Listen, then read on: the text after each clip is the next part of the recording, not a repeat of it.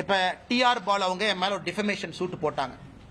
வர 24, 25ஆம் தேதி சென்னையில டிஆர் பாலு ஐயாவை கிராஸ் கொஸ்டின் நான் பண்ண போறேன் அந்த கேஸ்ல. அதாவது நம்ம டிஎம்கே பார்ட் 1 ஃபைல்ஸ் நீங்க எல்லாம் கேட்டீங்க, என்னாச்சுன்னு கேட்டீங்க. டிஎம்கே பார்ட் 1 ஃபைல்ஸ் நம்ம ரிலீஸ் பண்ண பிறகு டிஆர் பாலு அவங்க மேல ஒரு மான நஷ்ட வழக்கு தொடுத்தாங்க. இந்த மான நஷ்ட வழக்குல முக்கியமான ஒரு அம்சம் என்னன்னா, யாருக்கு மானம் நஷ்டமடைந்து விட்டதாக நினைக்கின்றார்களோ அவங்க கேஸ் போடுறாங்களோ அவங்கள கூண்டுல ஏத்தி கேள்வி கேட்பதற்கு ஆப்போசிட் பர்சனுக்கு உரிமை இருக்கு. சோ டிஆர் பால் அவர்களை நான் வருகின்ற 24, 25 சென்னை நீதிமன்றத்தில் நான் செய்ய போறேன். சோ என்னுடைய கேள்விகளுக்கு அவர் பதில் சொல்லணும். அவருடைய மொத்த சொத்து எப்படி வந்துச்சு, குடும்பம், ஒரு பேர்ல டிஆர்பி ராஜா அவர் சகோதரர் ஒரு சொத்தையும் நீதிமன்றத்துக்கு நான் கொண்டு போக போறேன். அவர் எப்படி சம்பாதிச்சாரு, பாராளுமன்றத்தில் எம்பியா இருக்கும் பொழுது அவருடைய கம்பெனிக்கு ஸ்பெஷல் கேஸ் கேட்டார் யூபிஏ கவர்மெண்ட், ஃபர்டிலைசர் ப்ரொடக்ஷனுக்கு, ஆல்கஹாலுக்கு. ஆனால் அது நீங்க சொன்னீங்க, சில இடத்துல நீதிமன்றத்தின் மூலமாக நடத்தக்கூடிய அந்த வாதங்கள் பத்திரிகை மூலமாக மக்கள் பார்க்கும் பொழுதே அவங்களுக்கு தெரியும் யாரு ஊழல்வாதி.